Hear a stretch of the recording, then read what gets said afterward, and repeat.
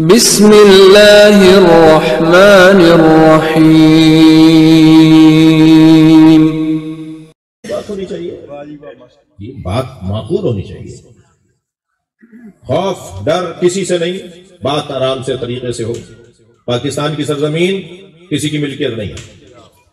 ایک شیعہ نے، ایک سنی نے سوچا تھا اور ایک شیعہ نے بنایا تھا. علامہ اقبال سنی، قائد اعظم شیعہ، لہذا یہ سنیوں کا بھی ہے شیعوں کا بھی ہے. سارے سنی مل کر شیعوں کو ختم نہیں کر سکتے اور سارے شیعہ مل کر سنیوں کو ختم نہیں کر سکتے. جو کام کر نہیں سکتے اس کی کوشش کیوں کرتے ہو؟ مل جل کے رہو، ایک دوسرے کو دلیل دیں، ایک دوسرے کو سمجھائیں. بات سمجھ میں آ جائے مان لی جائے، بات سمجھ میں نہ آئے تو آگے بڑھ جاؤ. بزدل علی والا نہیں ہوتا. مولا علی فرماتے ہیں، میں جوانوں بچوں سے بات کر رہا ہوں، بزرگ کچھ دیر کے لیے برداشت کریں مجھے. مولا علی فرماتے ہیں جس چیز سے خوف آئے وہی کام کرو، اللہ تمہیں شجاعت عطا کر دے. ڈر لگتا ہے نا، جس قبرستان میں جھاڑیاں اگ رہی ہوں، سب نہیں جانا بھائی، معلوم ہوا کچھ اور ہو جائے. معلوم جہاں ڈر لگ رہا ہے وہاں چلے جائیں تو اعتماد بحال ہوتا ہے. مشکل کام، خوف جس سے آ رہا ہو وہ کام کرنے سے اعتماد بحال ہوتا ہے. انسان بہادر ہونا شروع ہو جاتا ہے، شجاع ہونا شروع ہو جاتا ہے. تیسرا وہ فرد جسے یا علی مدد کہنے سے پہلے 6 دفعہ سوچنا چاہیے، وہ ہے تنگ نظر، گھٹے ہوئے دماغ کا، چھوٹی سوچ والا.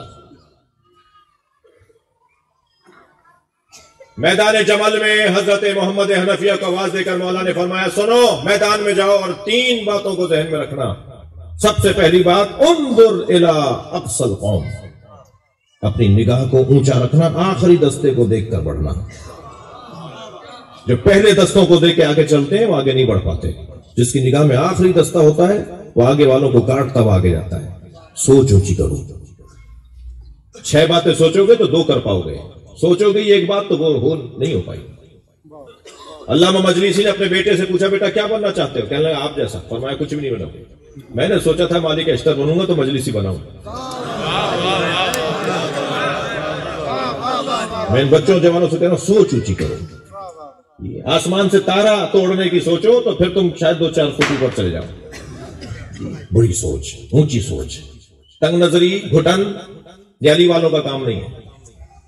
پھر فرمایا، محمد قد قدمیک تدول الجبال ولا تدل، میدان میں اپنے پیر ایسے گاڑ لینا کہ پہاڑ تمہارے سامنے سے ہٹ جائے مگر تم نہ ہٹنے پاؤ.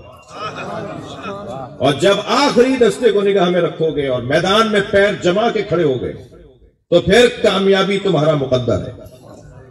اور جب کامیاب لوٹو گے تو ہار پھول ڈالے جائیں گے، مرحبا آفرین بولا جائے گا، زندہ باد کے نعرے سنے ہوئے، تو تمہارے ذہن میں خیال آئے گا کہ تم نے کچھ کیا ہے، تم نے کارنامہ انجام دیا ہے. تو پھر اب تیسرا اصول تمہیں یاد رہے. فرمایا، وَاعْلَمُوا أَنَّ النَّصْرَ مِنَ اللَّهِ، جان لو یہ کامیابی اللہ نے دلوائی ہے، تم نے کچھ نہیں کیا. یہ تمہیں تائید ہوئی ہے جو تم کامیاب ہوئے ہو. تکبر نہ ہونے پائے. بڑے آدمی ہو گئے، افسر بن گئے، علامہ آیت اللہ بن گئے، کہیں تکبر نہ آ جائے. توجہ کر لی. تنگ نظری عزیزان گرامی یہ علی والوں کا کام نہیں ہے. یہ بھٹی ہے، یہ چغتائی ہے، یہ راجپوت ہے، اور اچھا یہ سندھی ہے، یہ پنجابی ہے، پھر سندھیوں میں یہ چانڈیو ہے، یہ مثال جتوئی ہے، پھر سادات میں آ جائیں یہ نقوی ہے، یہ کاظمی ہے، یہ بخاری ہے، یہ زیدی ہے. تنگ نظریاں یہ ختم نہیں ہو رہی. یہ امام بارگاہ بھٹیوں کا ہے، وہ امام بارگاہ جی راجپوتوں کا ہے. امام حسین کا کون سا ہے؟ مسجدوں کو بھی تقسیم کر دیا ہم نے. یہ سنیوں کی ہے، اچھا سنیوں میں بھی یہ بریلویوں کی ہے، یہ دیوبندیوں کی ہے، یہ سلفیوں کی ہے، یہ شیعوں کی ہے. اللہ کی کون سی ہے؟ میں گزارش کروں گا اپنے بچوں سے، کچھ دیر مجھے برداشت کرو، بہت عرصے بعد سدو پور آیا ہوں. اور ایک جملہ اپنے شیعہ بچوں سے اور ایک جملہ سنی بچوں سے. سنی بچوں سے کہوں گا توجہ کہ ہماری شیعہ مسجدوں میں آ کے نماز پڑھو، ویسے ہی پڑھو جیسے تمہیں سکھایا ہے.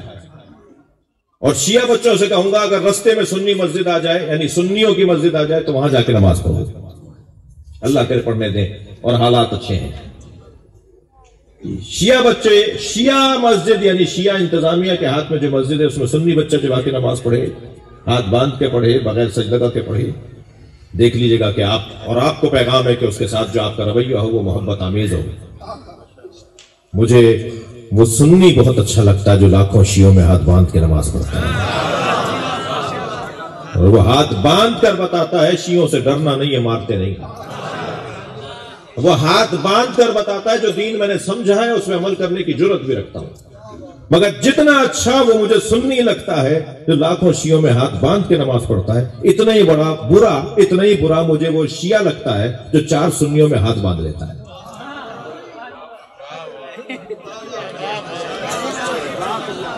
ہمارے پولیٹیشنز، ہمارے سیاستدان، ہمارے زمینداران، ہمارے افسران جب چاہتے ہیں ہاتھ باندھ لیتے ہیں۔ شرمندہ ہو کہ علی کو مانتے ہو؟